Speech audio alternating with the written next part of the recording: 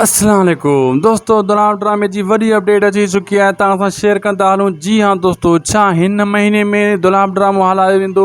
छा इन्ही नए महीने में इन जो प्रोमो टीज़र वग़ैरह अचण वारा आहिनि, या वरी सियारे में हलायो वेंदो, या वरी 2025 में हलायो वेंदो? छा इन्हनि जी सोच आहे? इहा सॼी अॼु दोस्तों तव्हांजे साम्हूं खोले रखंदासीं। दोस्तों हिन नंढड़े वीडियो खे आख़िर ताईं ॾिसंदा। नंढड़े वीडियो में वॾी अपडेट, वॾी ख़बर तव्हां सां शेयर कंदा हलूं। दोस्तों महिरबानी करे इन वीडियो के लाइक करे छॾियो। हाणे हलूं पंहिंजी अपडेट जी तरफ़ ऐं सब्सक्राइब लाज़मी कंदा।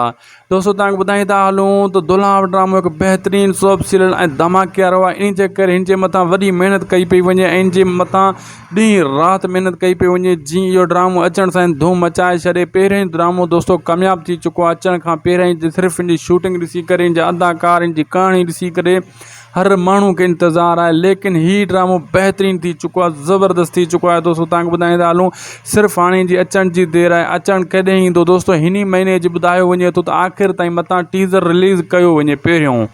जी हाँ दोस्तों, हीउ जेको हाणे महीनो हली रहियो आहे, हिन जी महीने जी आख़िर ताईं मथां पहिरियों टीज़र अची वञे, पोइ मथां 2025 खां पहिरियों ई हलाईंदा। दोस्तों 24 जी आख़िर में, 25 जी शुरूआति में लॻभॻि हीउ ड्रामो स्टार्ट थी वेंदो ऐं बहितरीनु ऐं पंहिंजे वक़्त जो हिन बादशाह ड्रामो अचण वारो आहे। ज़हर ज़िंदगी ऐं तकरार खां बि वधीक ॿुधायो पियो वञे। हिन जी कहाणी में दम आहे ऐं हिन में अहिड़ा सीन ॾिना विया आहिनि, अहिड़ी लोकेशन ते सीन शूट कया विया आहिनि ऐं ज़ालिमनि खे शिकस्त ॾिनी वञे थी हिन ड्रामे में। ज़हर ज़िंदगी में त ज़ालिम खटे पियो, लेकिन हिन में ज़ालिम कोन खटींदो। दोस्तों वीडियो पुॼाणी त लाइक शेयर सब्सक्राइब ज़रूरु कंदा।